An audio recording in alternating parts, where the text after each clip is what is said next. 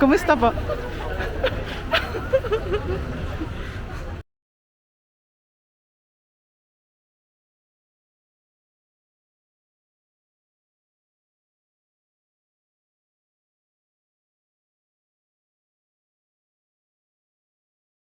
At PE3 and we're back for Taiwan.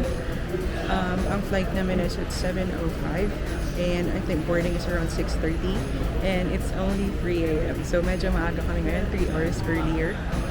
Nasa boarding gate na kami. And ang kasama ko ngayon sa trip na to are my cousins. So there will be 4 of us here. And I guess one part bakit kami mabilis is because one of my cousins is currently injured. So pagdating namin din sa check-in counter ng Cebu Pacific, because that's the airline that we're flying with, they offered a wheelchair. So they wheeled us in, so automatically sa PWD lane na kami or sa priority lane na kami pinila, and this goes with the immigration as well. So mas smoother yung experience. I mean, at least for the 4 of us. Kasi usually naman, since PWD nga ako, that's how I go about whenever I go, whenever I have a flight. So, experience din nila kung gaano ka bilis yung transaction when you're in the priority mode. So, for requirements, of course, you need to have your passport, your ticket, and then your boarding pass. And then once you get into the immigration, you also have to make sure that you've already filled out your e-travel. And then, nung dun sa actual immigration, kung ano yung experience lang dun, they didn't ask me anything else. Binigay ko lang yung passport ko and then yung boarding pass. She asked me kung kailan yung balik.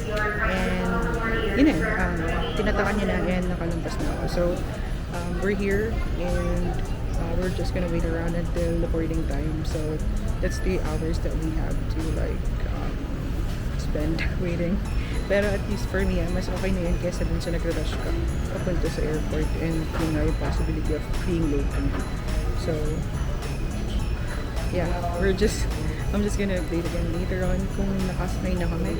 It depends on what will happen later kasi I forgot to bring yung clip that I usually use kapag nag-vlog. So, usually I clip the cameras on my backpack, ganyan. So I can still vlog hands-free, pero yun nga, hindi ko siya nadala ngayon. So, let's see kung ano yung video ko later on. So, yeah. Hey guys, so just as an additional information, apart from what I've already shared, is our profiles. So, 3 out of the 4 of us are single, 1 is already married. All 4 of us have traveled outside of the country before, and all 4 of us are working. So, yung immigration story na shinare ko kanina is my own, but I've asked my cousins about their experience and more or less pareho lang naman yung nangyari. Sa kanila siguro mas tinanong lang about their work. So, they were asked kung ano yung work nila, kung saan nag-work, and whether private or government. So, if you didn't know, if you're a government employee, then you need to have your travel authority in order for you to be able to leave the country. So, ayun lang naman. Apart from those questions, wala nang masyadong tinanong. They didn't ask about the itinerary. They didn't ask about accommodations and all that. Yun, medyo smooth lang naman. Mabilis lang yung experience. And then we were able to pass the immigration.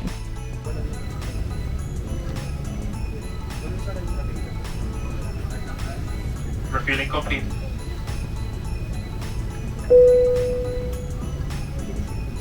Hey guys, I'm already in flight and I'm just waiting for my companion. Yung dalawang kasama ko nasa hanap sila kasi they're Friday since they, yung isa is naka-wheelchair na and then ako, nakipasok na din ako kasi I had to use the restroom kasi napaka ng pila dun sa labas. May we request all guests to stow your hand luggage properly under the seat or in the stowage bins above you. If you are seated next to an emergency exit, read carefully the passenger briefing card located by your seat. If you do not wish to perform the functions described in case of emergency, please ask the cabin crew to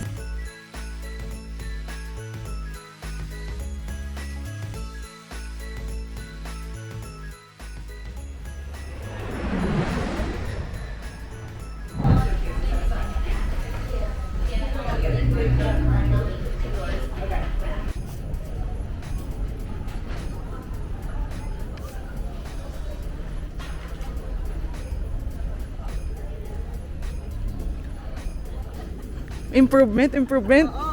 Kanina, walang Oo. okay. Okay guys, so hindi na ako masyadong nakapag-video after namin lumabas ng plane. So the first thing that we went through after leaving the plane is going through the quarantine inspection.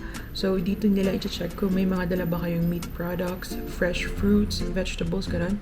Kasi bawal yan dalhin sa loob ng Taiwan. So you'd have to dispose it before dun sa security check na yun. And then once you go through there, dun ka lang dadaan na ng immigration. So dun naman sa immigration, like I've showed earlier, you'd have to show your arrival card and of course yung passport mo. Wala namang tinanong sa akin. They just let me through. Yun. So before going to Taiwan, I already bought us SIM cards and yung Easycard, which is used for their transportation like MRT and yung buses nila. So this is a package deal that I bought from Klook. This is called the Easycard Taiwan. Yung pickup niya is sa may Taoyuan airport mismo. And then, so yung Easycard na binili ko is yung may 200 na Taiwanese dollars na deposit na. And throughout our stay, hindi naman na kami nag-reload after that. Tapos, yung SIM card na binili ko is yung 5-day SIM card. So, when I bought this, I paid for 1,140 pesos each person. So, yung binili naman namin na Easycard and yung SIM card worked well for our stay kasi 5 days din naman kami sa Taiwan. Also, yung pickup nito is sa may labas mismo dun sa may arrival area. Ang problema lang is super haba ng pila. As in, I had to line up for a few good minutes bago ko na-assist. Although, very accommodating naman yung nandun. So, you'd need to just present yung QR code and then they'll just scan it. And then, of course, you'll have to show them your passport then.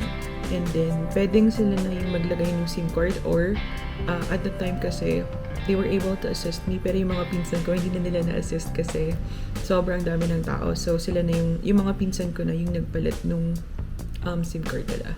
So after claiming our SIM card and our Easycard, we met up with my Taiwanese friend and she was kind enough to pick us up dun sa airport and even hired a car for us na maghahatid sa amin sa hotel. So this is what you'll see next. So now we're in Taiwan.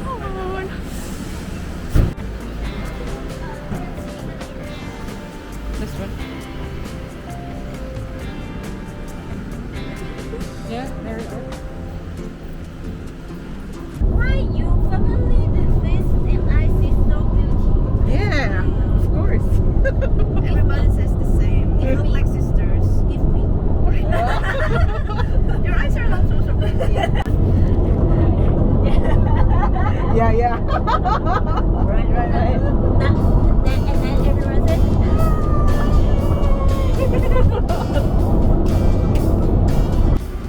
Hey guys, so we're currently in the Ximending area and we're walking towards our hotel kasi mali kami ng binabaan ni Kuya kasi madami pala yung parang similar name yung hotel.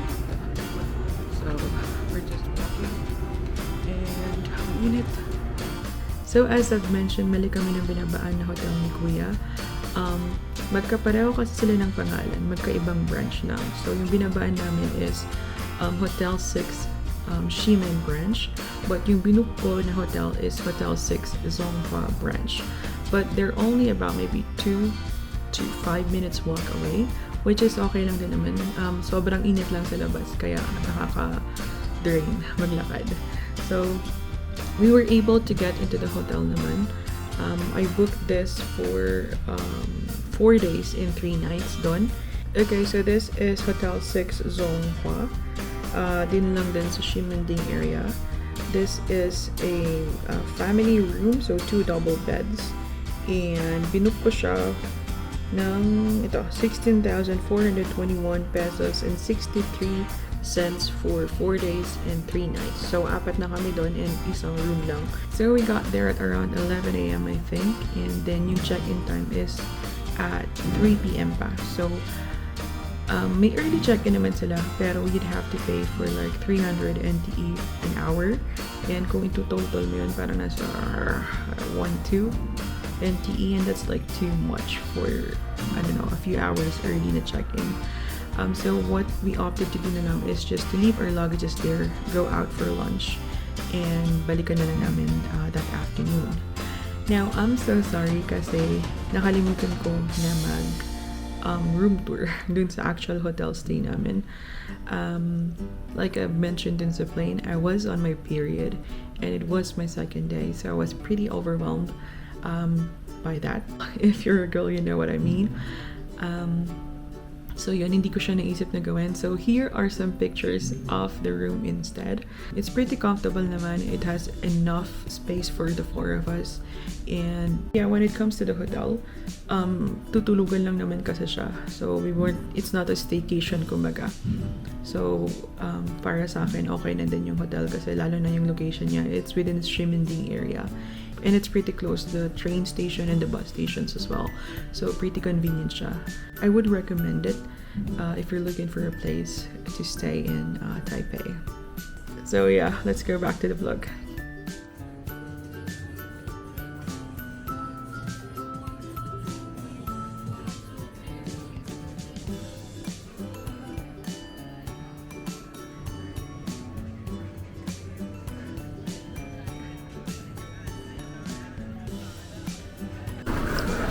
Hey guys, so I'm currently walking towards yung modern toilet. So we are in the Ximending area.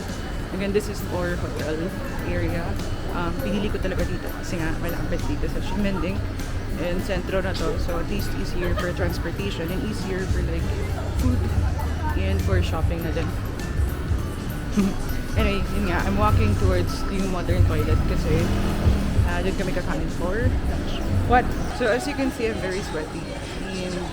I mean, bukod sa naka-hoodie ako, which is like maybe the wrong thing to wear. Pero kasi it's June here and it's June now pala. And tapos sa Taiwan, mainit siya. Very humid, and then yung temperature ngayon is 31. Actually 33 naman degrees Celsius, so it's pretty hot. Hopefully mag-cool down ng gabi and hopefully wag na lang umulan para at least, I mean mainit man, at least ma-enjoy pa rin namin yung araw and mas madaming mapuntahan. So yeah, I'll update you once we're at the modern toilet. Okay, so we're here at the modern toilet. Let's go.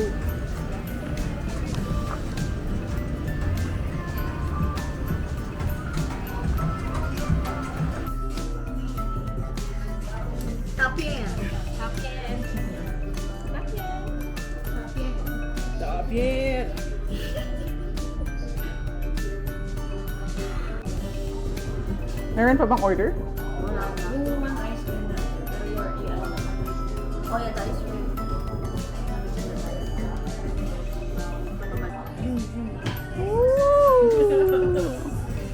Ganda eh. Pati kayo din.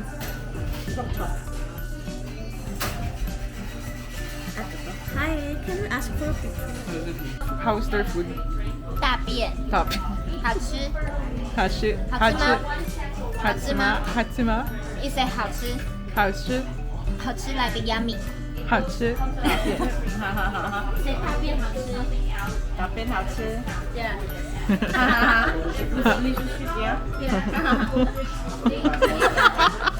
Ito yung magandang i-vlog.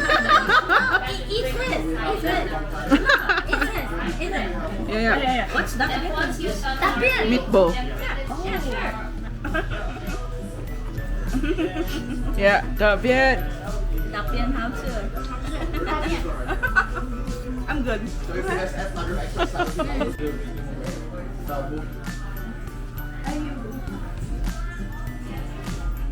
Ayun ang nakasulat eh. Yung modern toilet pala. Yeah.